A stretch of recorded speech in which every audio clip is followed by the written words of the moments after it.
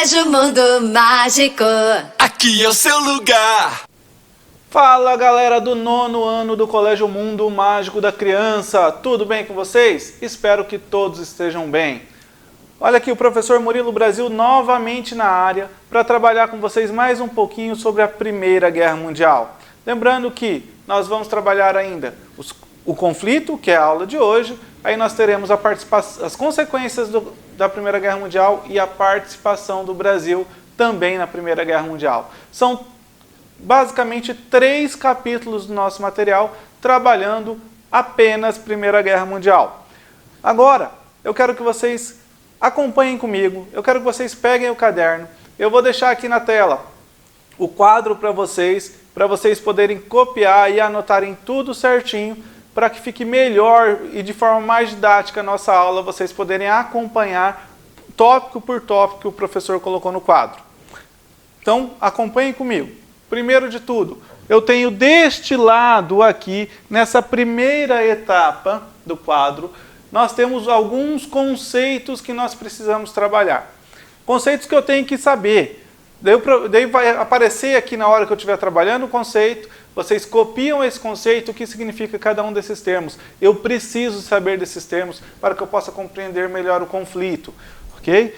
Nessa segunda parte do quadro, eu tenho os anos iniciais, de 1914 a 1915, o que ocorreu nesse período, no início do conflito mundial. Aí, de 1915 a 1918, que é a fase intermediária do conflito, 1918 ele termina. Mas aqui nós vamos falar aí da guerra mesmo, das batalhas e como isso se deu, certo? E nesse outro lado do quadro, entre 1917 e 1918, nós temos os momentos finais da guerra. Nós trabalharemos aí o que aconteceu nesse processo histórico que levou ao fim da guerra. Então, galera, pegando lá os conceitos. Primeiro de tudo, eu tenho que compreender que a Primeira Guerra Mundial tem 2 fases, 2 momentos distintos do conflito. E essas 2 fases eu chamo uma de guerra de movimento e outra de guerra de trincheiras. Então, prestem atenção aqui comigo. Quando eu estiver falando em guerra de movimento, eu estou falando da fase inicial da guerra, onde os exércitos se armam, as nações preparam os seus exércitos e buscam invadir territórios inimigos e se posicionar o mais longe possível dos seus próprios territórios. E por que isso é importante? Vamos analisar. O que ocorre numa guerra? Batalhas. E nessas batalhas nós temos armamentos, nós temos destruição em massa, nós temos muitas mortes, e eu tenho uma paralisação econômica da região onde ocorre o conflito. Tem diversas situações que prejudicam a nação e o território onde essas batalhas estão acontecendo. Então, quanto mais avançado no território do meu rival, do meu inimigo eu estou, melhor é para a minha nação. Okay? Então eu tenho aí a guerra de movimento, que é esse primeiro momento onde os exércitos estão se formando e estão buscando conquistar ou alcançar posições o mais longe possível dos seus territórios. A outra fase do conflito é a guerra de trincheiras, ou os conflitos que ocorrem nas trincheiras. Vamos lá. Importante dizer aqui. Nessa guerra de movimento, vai chegar num determinado momento em que os exércitos rivais estarão muito próximos uns dos outros. E quando eu penso em proximidade, eu penso em alguns quilômetros de distância. Porque assim, o tipo de armamento utilizado, nós já comentamos sobre isso lá, do avanço técnico, do investimento em armamento, da corrida armamentista, fez com que esses exércitos tivessem cada vez mais poder bélico, poder de fogo. Então essas armas extremamente letais acaba gerando o quê? Uma situação perigosa. Vamos tentar imaginar as guerras anteriores, os conflitos que ocorreram desde a Antiguidade Clássica, né? A gente pode pensar em Alexandre o Grande, nós podemos pensar em Gengis Khan, nós podemos pensar inclusive em Napoleão Bonaparte, né? E os grandes conflitos da humanidade. Quando nós pensamos nesses conflitos, nós temos exércitos rigidamente organizados, um diante o outro, né? A maior parte dessas batalhas utilizando armas como espadas, no caso já de Napoleão Bonaparte, algumas armas de fogo também. Se nós pensarmos na Idade Média, a conquista de Constantinopla, também já temos canhões.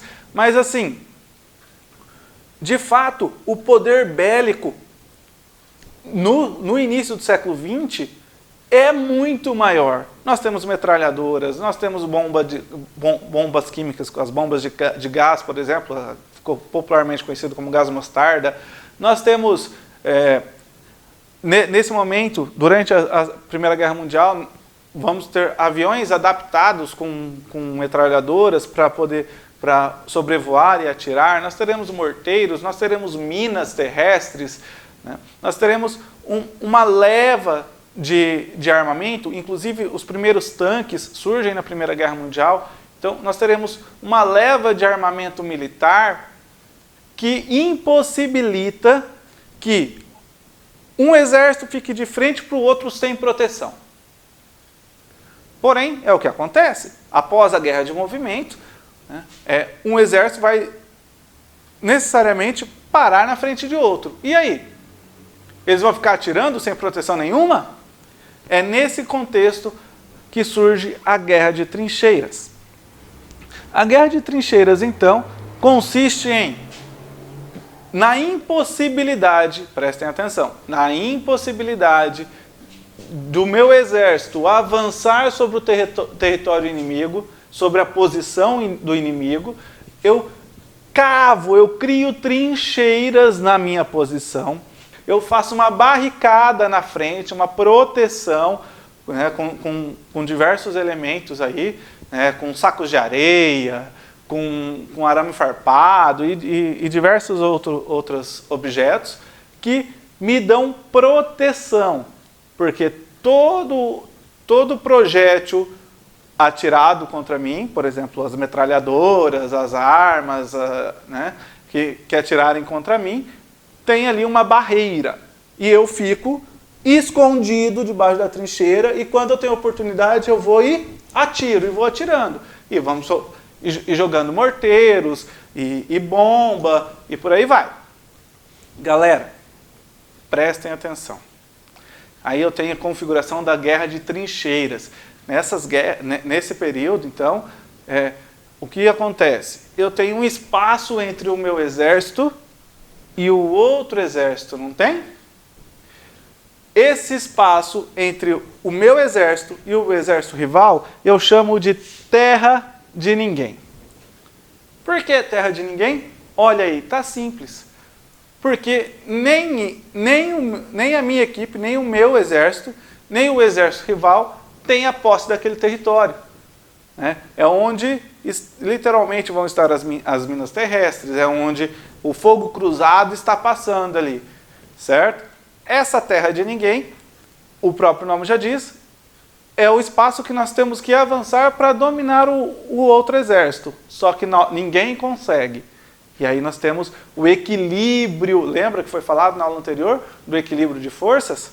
Isso aí configura bem esse equilíbrio.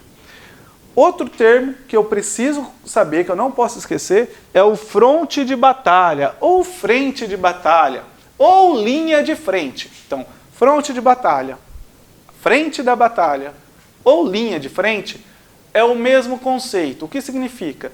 É o momento ali de quem está realmente à frente, onde eu tenho o conflito de fato entre os exércitos rivais, certo? Quem está no fronte de batalha?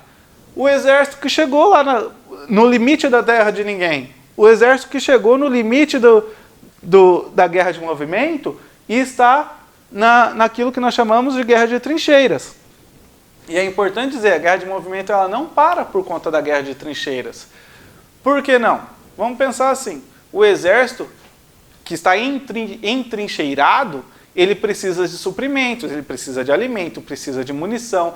Então, há todo um esforço de guerra, o outro conceito que eu preciso saber, há todo um esforço de guerra que é essa produção de munição, produção de armas, né? Racionamento de alimento, racionamento de munição, é toda uma estratégia pensada para suprir o exército, para suprir a linha de frente, para que o teu exército, para que os teus soldados possam vencer o inimigo, para que o seu exército possa vencer o seu rival.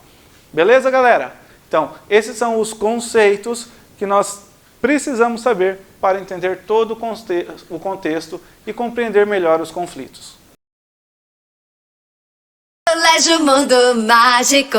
Aqui é o seu lugar.